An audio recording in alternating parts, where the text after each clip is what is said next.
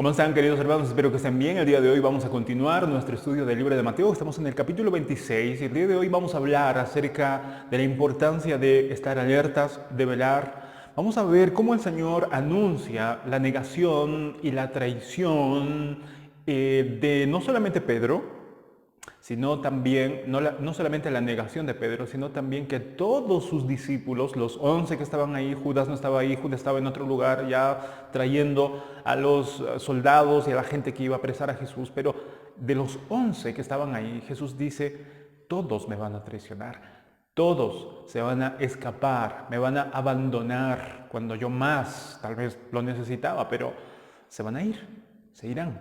Entonces ahí es donde nosotros vamos a ver cómo es que podemos entender de alguna manera el corazón de nuestro Salvador, de poder advertirnos de que tengamos cuidado, de que tampoco nos sintamos despreocupados. Vamos a ver eso, pero también vamos a hablar acerca de la oración en Getsemaní, en el jardín de Getsemaní, en el huerto de Getsemaní. Y vamos a hablar acerca de esa oración importante, esa oración que de verdad estuvo cargada de muchas cosas. Era una oración que prácticamente dependía de nuestra salvación, porque ahí es donde el Señor fue fortalecido por el Padre. Y ahí es donde dicen algunos que libró la última batalla, esa batalla espiritual contra el pecado, contra el enemigo. ¿Se acuerdan que Satanás se fue? O lo dejó, mejor dicho, cuando lo tentó la última vez en el desierto. Y dicen algunos estudiosos que justamente aquí es donde volvió a atacar con más fuerza. Pero nuestro Salvador venció. Eso es algo que nos alienta y nos motiva para poder seguir adelante. Vamos a ir al capítulo 26, estamos en el capítulo 26, pero nos toca el día de hoy el versículo 30 en adelante. Bien, vamos a leer y dice, cuando hubieron cantado el himno, salieron al monte de los olivos. El día de ayer habíamos visto cómo la cena del Señor acababa, o cómo el Señor instaura la cena y ellos salen al monte de los olivos. Justamente era un monte al frente de Jerusalén donde se caracterizaba porque tenía muchas plantas de olivo. De ahí viene el monte de los olivos. Entonces Jesús les dijo, mientras caminaban, seguramente todos vosotros os escandalizaréis de mí esta noche, porque escrito está, heriré al pastor y las ovejas del rebaño serán dispersadas. Pero después, esto es importante, pero después que haya resucitado, iré delante de vosotros a Galilea. Y aquí viene Pedro, dice versículo 33, respondiendo Pedro le dijo, aunque todos se escandalicen de ti, yo nunca me escandalizaré. Y Jesús le dijo, de cierto te digo que esta noche, antes que el gallo cante, me negarás 3 veces. Pedro le dijo, aunque me sea necesario morir contigo, no te negaré. Y todos los discípulos dijeron lo mismo. Jesús ya está entrando en las últimas horas con sus discípulos juntos antes de su muerte y les está advirtiendo algo. Todos me van a abandonar. La palabra escandalizar viene justamente del griego escandalizo, que implica poner trampa, poner un hueco para que ahí caigan la gente que anda seguramente que quiere andar, y los enemigos ponen una trampa o un hueco disfrazado para que ahí caigan la gente, o sea, la gente que quería seguramente los enemigos ver morir, ver sufrir. Bueno, esta palabra escandalizar implica que todos, decía Jesús en otras palabras, todos van a caer en la trampa de abandonarme. Y ahí es donde Pedro empieza a poder saltar, como él era el líder del grupo. Pero antes de que Pedro hablara, Jesús dice algo muy importante que no debemos de olvidar. Jesús dice, como escrito está, heriré al pastor, eso está en Zacarías, en el libro de Zacarías, y las ovejas del rebaño serán dispersadas. Eso pasa porque estaba profetizado, van a herir al pastor, que aquí obviamente significa Cristo, y todos los demás discípulos serán dispersados. Pero, dice el Señor, cuando resucite, iré delante de vosotros y nos encontraré en Galilea. Eso es la esperanza, queridos hermanos, de que vamos a fallar seguramente al Señor. En algún momento vamos a dispersarnos, pero el Señor dice, yo iré delante de ustedes. Me fallarán, pero yo me encargaré de encontrarlos y otra vez retomarlos. Eso es lo que nos debe de tranquilizar, eso es lo que nos debe de animar a que, si bien podemos fallar al Señor, pero Él mismo se encarga para que nosotros podamos volver otra vez y podamos seguir el camino.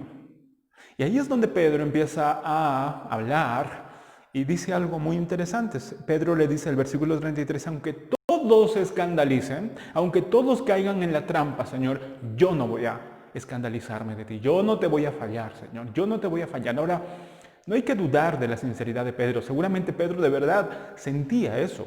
Y de alguna manera nosotros también sentimos y deseamos de corazón no fallarle al Señor. ¿Cómo quisiéramos no fallarle al Señor?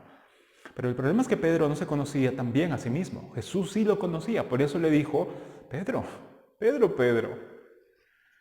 antes que el gallo cante, me negarás 3 veces. Me negarás 3 veces, Pedro.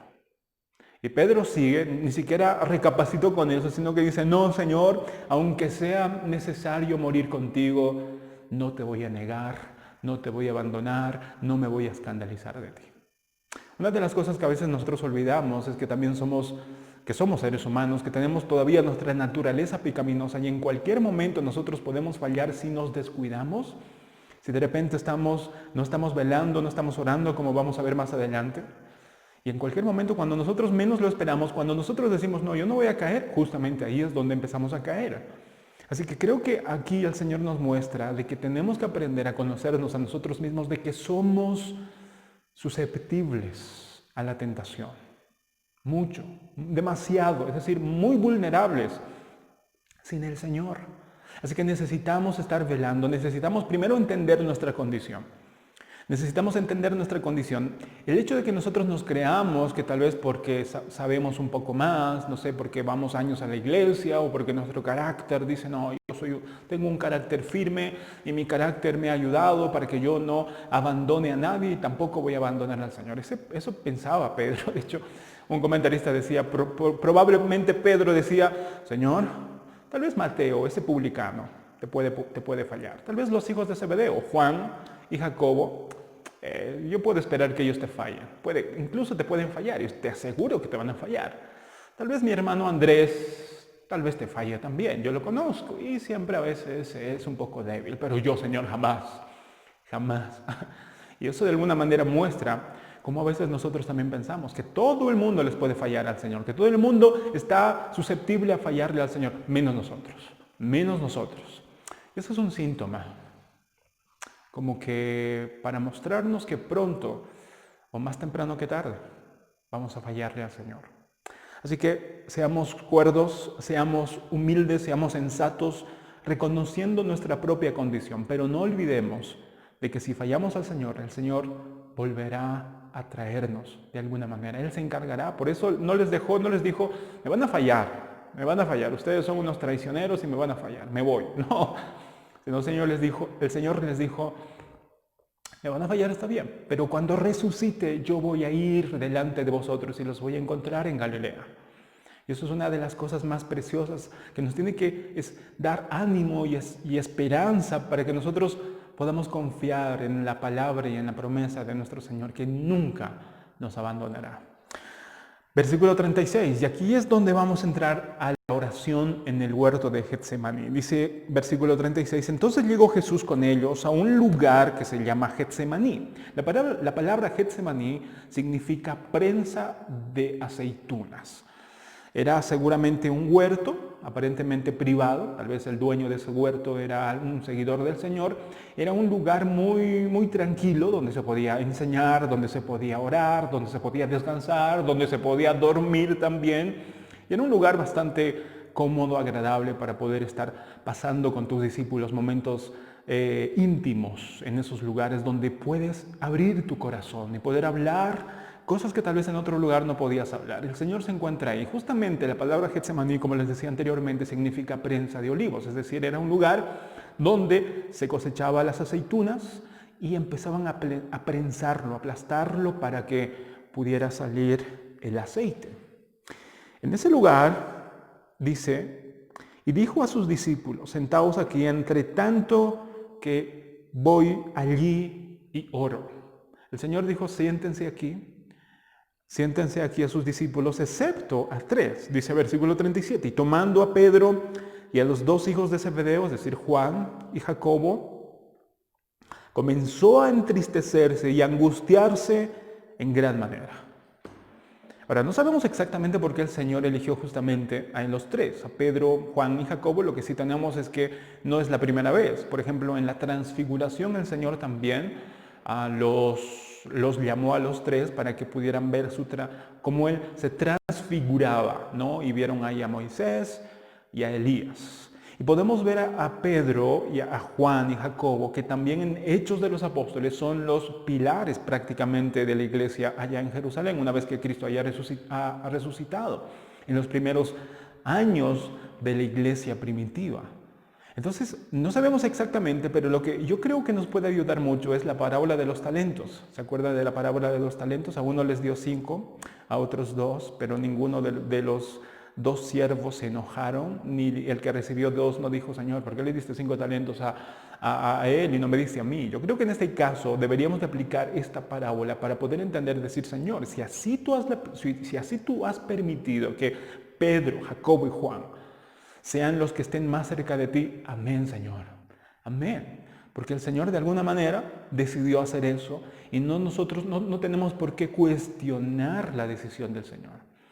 Y aparte, el Señor es más sabio que nosotros y les dio este privilegio a estos 3 hombres, a estos 3 discípulos, no porque eran necesariamente mejor que los demás, porque podemos ver que no eran los más espirituales que digamos. Miren lo que pasa. Dice versículo 37 o 38. Entonces Jesús les dijo a los 3, mi alma está muy triste hasta la muerte. Quedaos aquí y velad conmigo. Una de las cosas que podemos también aprender es la importancia de la comunidad, del compañerismo. Jesús no solamente necesitaba comida, no solamente necesitaba agua, no solamente necesitaba un lugar donde descansar, sino también necesitaba compañerismo. Y justamente había confiado y había tomado a Pedro, a Juan y Jacobo para que pudiera de alguna manera ser apoyado por estos 3 discípulos. Les dijo, velen conmigo porque mi alma está triste. Mi alma es tan triste, estoy entristecido, estoy angustiado en gran manera. Podemos ver aquí al Señor una de las cosas importantes, la angustia, el entristecimiento de nuestro Salvador hasta la muerte. Era una angustia muy profunda, era una angustia de verdad terrible. El Señor confió en los 3 y les dijo, quédense, velen conmigo. El velar implicaba orar, que lo acompañara. Yendo un poco adelante, versículo 39, se postró sobre su rostro orando y diciendo. La actitud de nuestro Señor es un ejemplo grandioso de cómo nosotros debemos de ir al Señor justamente en estos momentos de angustia y dolor. Dice, orando de esta manera, Padre mío, si es posible, pase de mí esta copa, pero no sea como yo quiero, sino como tú. Miren la oración de nuestro Señor. En medio de esa gran angustia, en medio de esa tristeza terrible, de esa tristeza profunda, de poder llegar a un lugar solo. Sus discípulos estaban un poco lejos, estaban a unos pasos más, pero él solo empezó a poder orar, postrarse sobre su rostro, arrodillarse en la tierra y postrarse sobre su rostro. El Evangelio de Lucas habla que era tan intensa su oración que empezaba a sudar gotas como gotas de sangre. Podemos ver esa intensidad y la oración de nuestro Señor. Padre mío, si es posible, pase de mí esta copa. ¿Qué implicaba la copa? ¿Por qué el Señor quería pasar esa copa? Y podemos ver en el Antiguo Testamento que la copa siempre implica la ira de Dios. La ira de Dios. En Apocalipsis también las copas que aparecen implican obviamente la ira del Señor. Entonces, ¿qué era esa copa que el Señor Jesús quería pasar? No era cualquier ira. Era toda la ira que el Padre tenía que derramar sobre todos nosotros por nuestros pecados. Es toda esa ira acumulada. Era la acumulación de toda la ira del Señor, que por su justicia tenía que derramar sobre los culpables y pecadores que éramos nosotros, y estaba simbolizado en una copa. Y toda esa ira tenía que recibir el que nunca había pecado, el que era verdad, el justo, el que no había pecado, en la persona que no habitaba pecado alguno, tenía que ser derramado sobre él, es decir, sobre Cristo. Por eso el Señor decía, Señor, si es posible, pasa de mí esta copa de tu ira. Porque no solamente iba a venir la ira del Señor, sino también el abandono del Señor. El Señor Jesús fue el único que amó al Señor con todo su corazón, con toda su mente, con toda su alma, con todas sus fuerzas, todos los momentos de su vida. Cada segundo de su vida el Señor amó a su Padre, tenían esa conexión íntima, y abandonar, que el Padre lo abandonara, era una cosa impensable para Jesús. Era una cosa como el infierno mismo. Por eso el Señor Jesús tenía esa petición, Señor, si es posible, pase de mí esta copa. Pase de mí esta copa. Pero no se haga mi voluntad. No se haga como yo quiero, sino como tú. ¿Se dan cuenta? Cómo Dios se somete a la autoridad del Padre. Cómo el hecho de que el Señor, el Padre, esté sobre Cristo, el Señor no se haya callado lo que tenía en su corazón, sino al contrario, con más confianza fue donde su Padre y empezó a orar. En el Evangelio de Lucas podemos ver que tal vez el Señor Jesús no recibió una respuesta diciendo de que está bien, no vas a tomar esta copa, sino al contrario. Dice el Evangelio de Lucas en ese mismo episodio que vinieron ángeles para fortalecer a Cristo. Tal vez no le fue dada esa petición de está bien, no vas a tomar esta copa, pero Dios lo fortaleció para que pueda tomar esa copa hasta el último sorbo. La copa implica, ¿qué había en la copa? La ira de Dios que nosotros teníamos que recibir. Cristo simbólicamente la tomó hasta la última gota de la ira de Dios. Así que la oración no siempre el Señor nos va a hacer pasar por esos momentos que tenemos que pasar, pero lo que sí nos da la oración, o mediante la oración, es las fuerzas para poder pasar todos los problemas que tenemos que pasar. Luego dice algo muy interesante, versículo 40. Vino luego a sus discípulos y los halló orando, velando. No, los halló durmiendo. Y dijo a Pedro, ¿así que no habéis podido velar conmigo una hora, Pedro? Miren, ¿no pudieron orar? Los traje para que pudieran acompañarme en oración, pero ¿no pudieron orar conmigo una hora? Versículo 41, velad y orad para que no entréis en tentación. El espíritu de la verdad está dispuesto, pero la carne es débil. La razón por la que velamos y oramos es porque nuestra carne es débil y nuestro enemigo es fuerte. Así que esa es la razón por la que oramos. Esa es la razón por la que oramos. Versículo 42. Otra vez fue y oró por segunda vez diciendo, Padre mío, no se puede pasar, o mejor dicho, si no puede pasar de mí esta copa sin que yo la beba, hágase tu voluntad. Una vez más, las mismas palabras, Señor, si es necesario que yo pase y que, o mejor dicho, que yo beba de esta copa, Señor, que así sea, Señor. Versículo 43, vino otra vez y los halló durmiendo a sus discípulos. Bueno, a los tres, Pedro, Jacobo y Juan. Se dan cuenta que no eran tan espirituales como nosotros pensamos. Vino otra vez y los halló durmiendo porque los ojos de ellos estaban cargados de sueño. Ahora algo que hay que también puntualizar es que justamente en esta hora, aproximadamente era entre las 12 del mediodía, de la medianoche, 12 de la medianoche más o menos esa hora, generalmente siempre da miedo, siempre da sueño. Entonces, probablemente también por eso y por todo lo que había pasado, la cena, la traición incluso de Judas y todo lo que pasó en la cena, ¿no? Todos los anuncios del Señor. Tal vez con todo el ajetreo ya los discípulos estaban cansados. Versículo 44, y dejándolo se fue de nuevo y oró por tercera vez. No oró una vez, no oró dos veces, 3 veces, diciendo las mismas palabras. Orad sin cesar se aplica tanto, tan bien en Cristo, que nos da el ejemplo de que oremos no solamente una vez, otra vez si es necesario, otra vez si es necesario.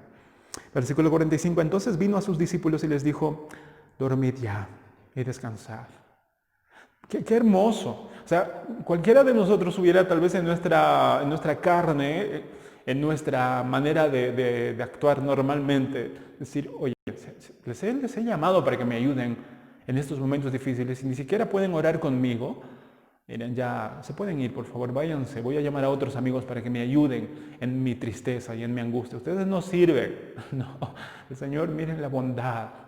Cómo el Señor tomaba en cuenta de alguna manera la debilidad también de estos hombres, de sus discípulos. Y les dijo, dormid ya, duerman, descansen, está bien, descansen.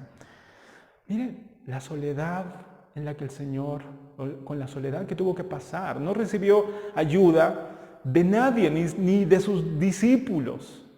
Él tuvo que afrontar todo estando solo por nosotros. He aquí, ha llegado la hora, dice el versículo 45, he aquí ha llegado la hora, y el Hijo del Hombre es entregado en manos de pecadores. Levantaos, vámonos, ved, se acerca el que me entrega. Nos vamos a quedar aquí.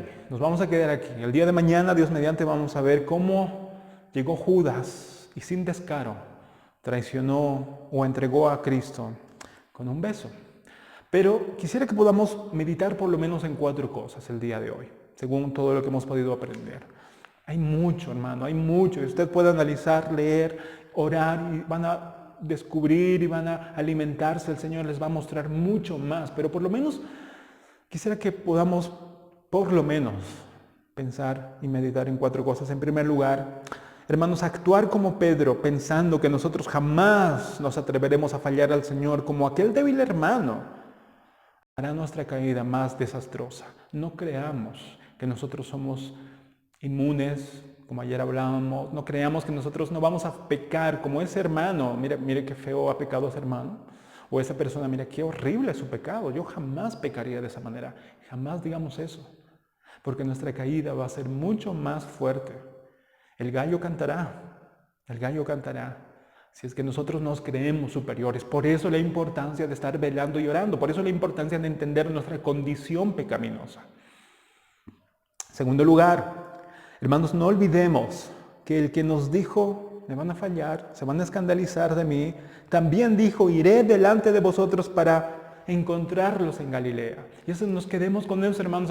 Parece que a veces cuando nosotros leemos, o por lo menos cuando yo leía esto, decía, Señor, si tú sabes que yo te voy a fallar, ¿por qué entonces, de qué sirve que yo me esfuerce si al final yo te voy a fallar, Señor?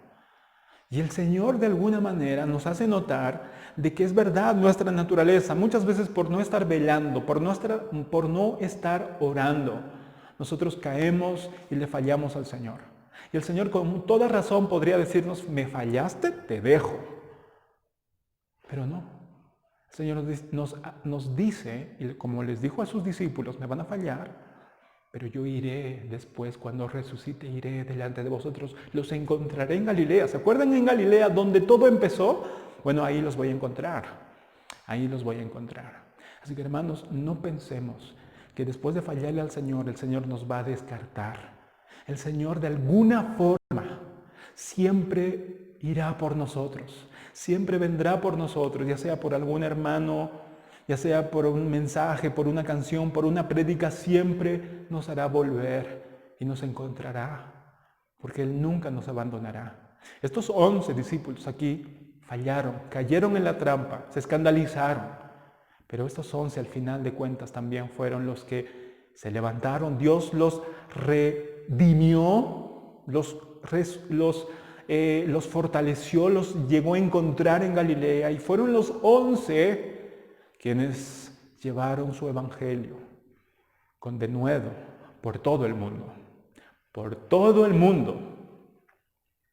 Así que no olvidemos que nuestro Señor también nos dará su ayuda y vendrá por nosotros. Número 3, Cristo, hermanos míos, nos dio el ejemplo para saber qué hacer en nuestras más terribles tristezas, e insoportables agonías, que estoy seguro que más de uno hemos experimentado eso, que podamos nosotros en la soledad estar postrados sobre nuestros rostros y decirle: Padre mío, si es necesario que yo beba de esta copa de sufrimiento, hágase tu voluntad y no la mía. Y fortaléceme, Señor, dame fuerzas para poder beber esta copa que tengo que beber, si así es tu voluntad. Cualquiera de nosotros, hermanos, en nuestra más terrible agonía, sufrimiento, dolor, tristeza, podríamos abandonar al Señor, podríamos buscar refugio en otros lugares o estar ahí andando como medio muertos, como zombies por la calle sin esperanza, pensando que todo se ha acabado. Pero esa no es ni debe de ser la actitud de uno que conoce al Señor. ¿Qué hacer cuando nos encontramos en profunda tristeza y en una profunda agonía? El Señor nos ha mostrado: vayamos a solas al Señor, a nuestro jardín de Getsemaní, y podamos postrarnos sobre nuestros rostros y decirle al Señor: Padre mío, no estoy orando a un Dios lejano, estoy orando a mi Padre. Padre mío, si para ti, Señor, es necesario que yo beba de esta copa de sufrimiento, Señor, ayúdame, que se haga tu voluntad, que así sea, Señor. Voy a pasar sobre este valle de sombra de muerte, voy a pasar sobre esta enfermedad, voy a pasar sobre esta situación difícil, sobre esta pérdida, sobre cualquier cosa que el Señor nos permita pasar. Que podamos decir en nuestra oración: Señor, amén, que se haga tu voluntad, no la mía, pero dame fuerzas, fortalece mis hombros, para yo también, como mi Cristo, poder ir airoso a la cruz. Hermanos, que esa sea nuestra oración. Y en cuarto lugar, nuestra carne es débil, hermanos, y nuestro enemigo es fuerte. Por eso es que tenemos que orar. Mucha gente nos puede preguntar: ¿por qué es necesario orar? Yo creo que la respuesta es la que Jesús nos dio y dice: porque nuestra carne es débil y nuestro enemigo es fuerte. Por eso oramos. Esto es una guerra, hermanos. Es una guerra espiritual contra el pecado, contra el enemigo. Si no entendemos y si no estamos conscientes de nuestra debilidad en nuestra carne, no vamos a orar. Nos vamos a creer que podemos. Sin orar, sin estar en comunión con nuestro Señor, sin estar meditando en su palabra, nosotros vamos a pensar que podemos sobrevivir. Mentira, mentira, no vamos a poder sobrevivir si no estamos velando y orando. Así que, hermanos, ¿por qué tenemos que orar? Porque nuestra carne es débil y nuestro enemigo es fuerte. Así que no dejemos de orar todos los días. Todos los días podamos orar al igual que Cristo nos mostró el ejemplo. Nos mostró ese ejemplo de poder orar y decir: Señor, ayúdame. No quiero caer en la trampa. No quiero caer en la trampa. No quiero fallarte, Señor. Dame fuerzas para poder beber esa copa que tengo que beber. Si así es tu voluntad, Señor, tú me darás la fuerza, pero que se haga tu voluntad, Padre mío. No me abandones, no me dejes. Que esa sea nuestra oración, queridos hermanos. Dios los bendiga y el día de mañana, Dios mediante, seguiremos con más de este capítulo 26 de Mateo. Bendiciones.